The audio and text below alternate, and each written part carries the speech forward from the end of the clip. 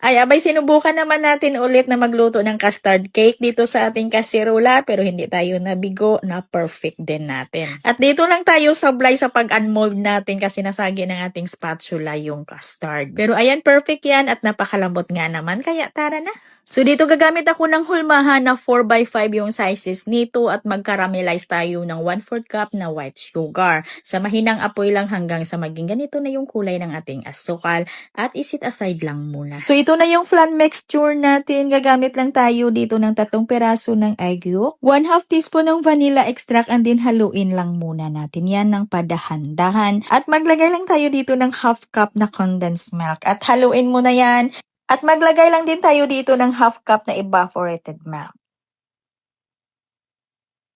At haluin lang din natin ito ulit ng padahan-dahan lang hanggang sa mag-well combine yung mga ingredients natin sa ating flan mixture. At pagkatapos ay salain lang natin ito ng 3 beses. Sa ika-3 beses natin sa pagsala ay dito na natin ilagay sa ating cake pan na may caramelized na naasukal. Itabi lang muna natin to, gawa naman tayo ng cake butter mixture. Gagamit lang tayo dito ng 2 piraso ng egg yolk na large ito. At maglagay ng 1/8 teaspoon iodized salt, 1/2 teaspoon ng vanilla extract at 2 tablespoon na white sugar. Lagyan ng 2 tablespoon ng mantika and din haluin ko muna yan. At maglagay lang ako dito ng 1/4 cup evaporated milk at haluin ko lamang ito para matunaw yung asukal at asin bago ako maglagay ng 1/2 cup na cake flour at 1/2 teaspoon na baking powder. At para naman sa flavor oven natin ay gagamit lang ako ng 1 teaspoon ng obe flavor syrup.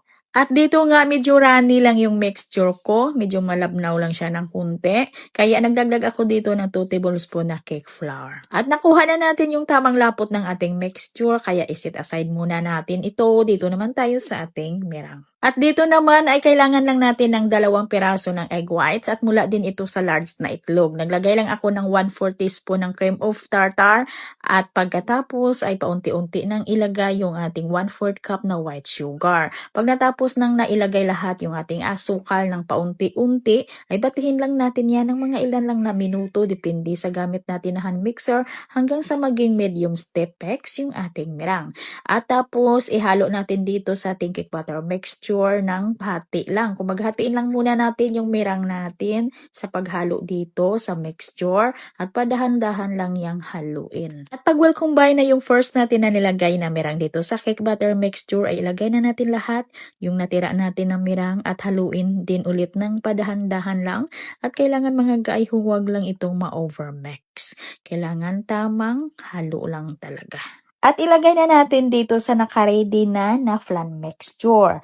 At kailangan ay nakapagpainit na tayo ng ating oven. Kung sa oven ninyo ito lulutuin ha. At dito lulutuin ko ito sa aking kasirula. Kaya nagpainit na din ako ng aking kasirula. At dito nga mga ga, may nakalimutan ako. Buti na lang hindi pa ito masyadong umalsa at uminit.